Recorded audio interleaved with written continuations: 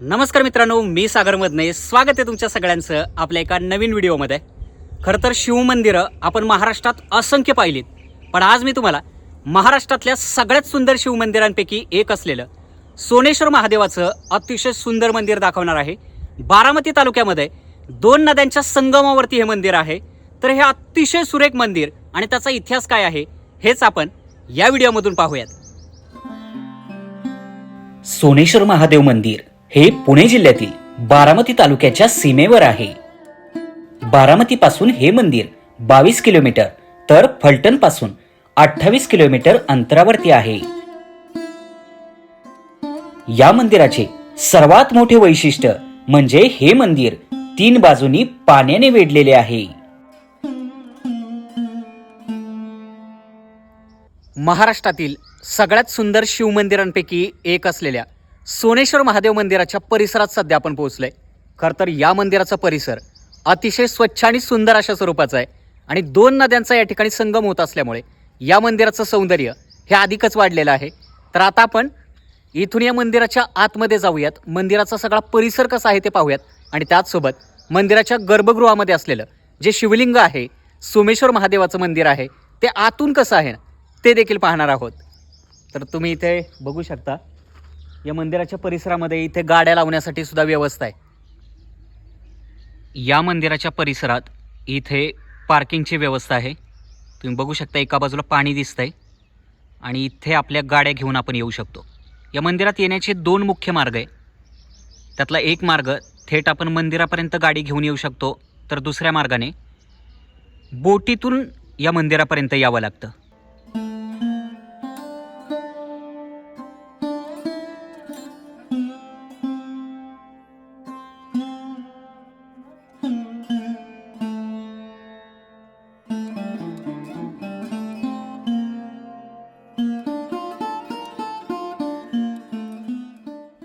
सोनेश्वर मंदिर कऱ्हा नदी आणि नीरा नदी या 2 नद्यांच्या संगमावरती वसलेलं मंदिर आहे. तुम्हाला मागे मुख्य मंदिर पाहायला मिळेल आणि हे नदीचं पात्र. सध्या आपण ज्या ठिकाणी आहोत ही आहे कऱ्हा नदी आणि बरोबर मंदिराच्या पलीकडच्या बाजूला नीरा नदीचं पात्र आहे आणि या दोनही नद्यांचा मंदिराच्या समोरच्या जागेमध्ये संगम होतो. फार सुंदर असं मंदिर आहे. बघू शकता, हे दगडी बांधकाम आपल्याला इथे दिसतंय.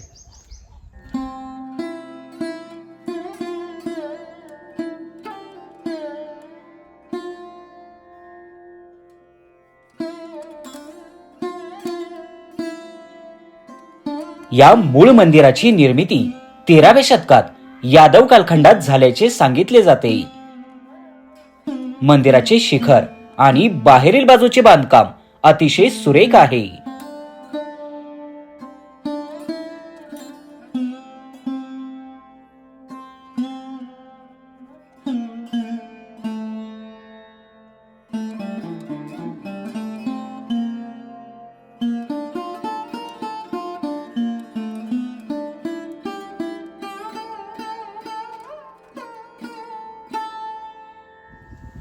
मंदिराच्या समोरच्या जागेत एक नंदी मंडप पाहायला मिळतोय, ज्यामध्ये नंदी महादेवाची एक सुरेख मूर्ती पाहायला मिळते आणि याच मंदिराच्या समोरच्या जागेमध्ये या कोरीव दगडी शिळा पाहायला मिळतात. तुम्ही बघू शकता, त्याच्यावरती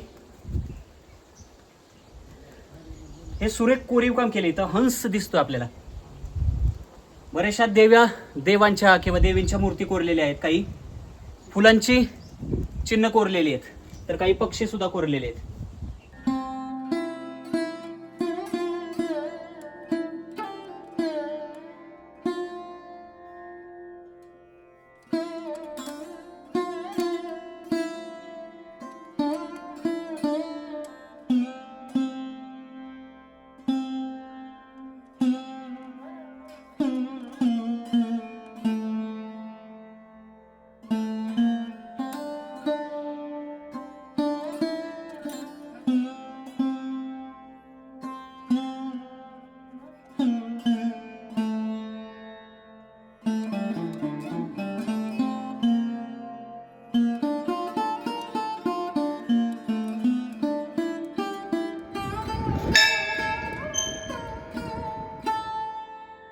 मंदिराच्या आतमध्ये घुमटाकार सभामंडप आहे. गाभाऱ्यात प्रशस्त आणि भव्य शिवलिंग पाहायला मिळते.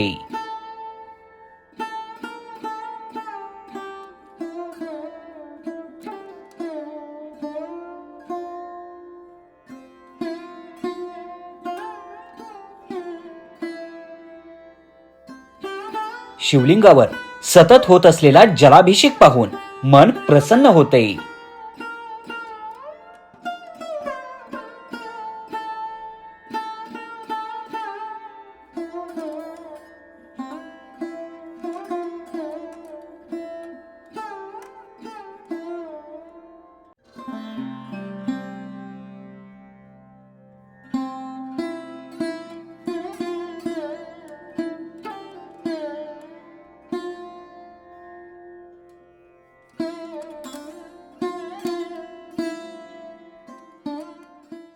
या मंदिराची सगळ्यात मोठी खासियत म्हणजे इथं असलेली स्वच्छता.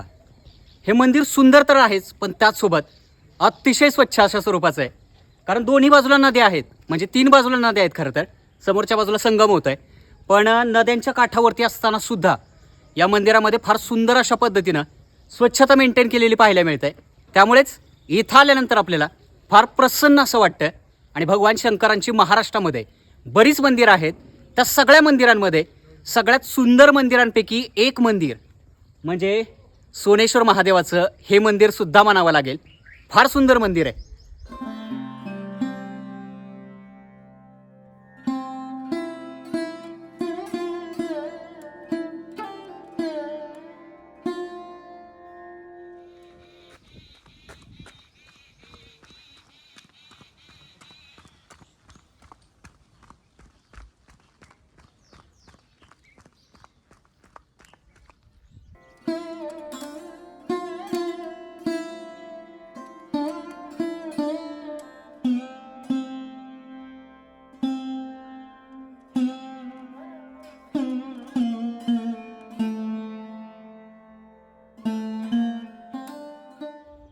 सोनेश्वर मंदिराच्या समोरच्या जागेमध्ये दोन्ही नद्यांचा संगम होतो. त्या संगमावरती सध्या आपण आहोत. म्हणजे या बाजूला निरा नदी आहे आणि इकडे कऱ्हा नदी, आणि या 2 नद्यांचा इथे समोरच्या बाजूला संगम होतो आणि त्यानंतर मग नदी अशीच पुढे वाहत जाते. फार सुंदर अशा पद्धतीचा या नदीवरती घाट बनवलेला पाहायला मिळतोय. तुम्ही बघू शकता हा पायऱ्यांचा मार्ग किती सुंदर वाटतंय. आणि या मंदिरात येण्यासाठी एकूण 2 मार्ग आहेत. त्यातला एक मार्ग सोनेश्वर गावामधून आहे. ज्यावेळी आपण त्या गावामधून येतो त्यावेळी आपल्याला तिथं उतरावं लागतं. तिकडे आपल्याला पायऱ्या दिसत आहेत आणि पायऱ्यांनी अशा बोटीच्या साह्यानं मग मंदिरापर्यंत यावं लागतं. आणि दुसरा मार्ग जिथून आपण आलो होतो थेट मंदिरापर्यंत सुद्धा आपण गाडी घेऊन येऊ शकतो. तर इथे बघू शकता ही बोट आपल्याला पाहायला मिळते. या बोटीनं आपण या नदीच्या परिसरात राईड सुद्धा करू शकतो, तशी व्यवस्था इथं आहे.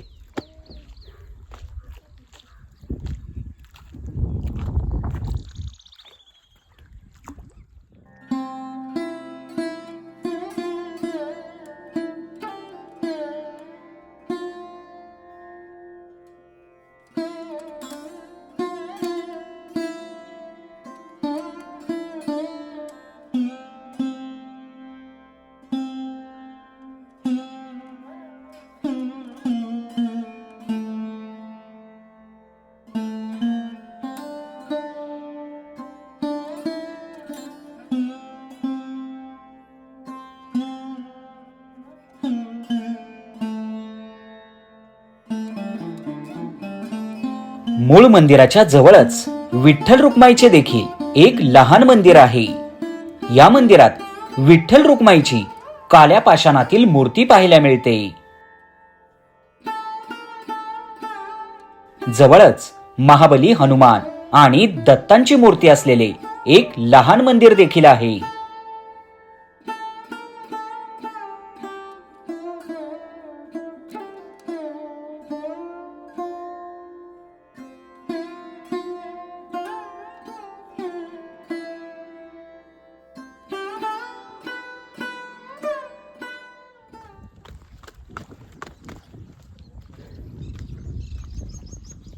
जवळपास 700 ते 800 वर्ष जुनं बांधकाम आपल्याला अजूनही इथं पाहायला मिळत आहे. बघू शकता किती सुरेख कोरीव काम केलंय.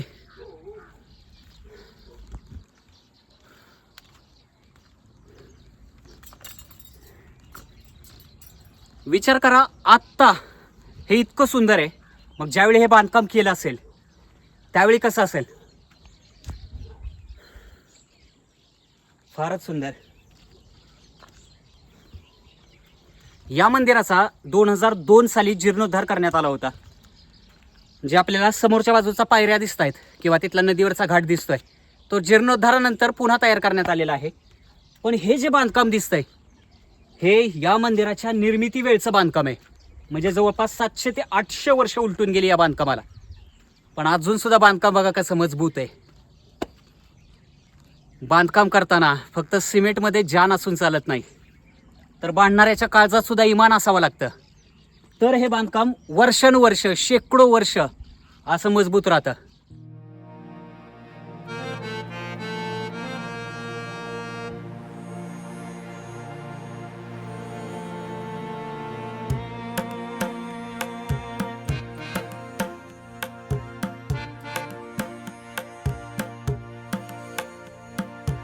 सन 2002 साली या मंदिराचा जीर्णोद्धार करण्यात आला आहे.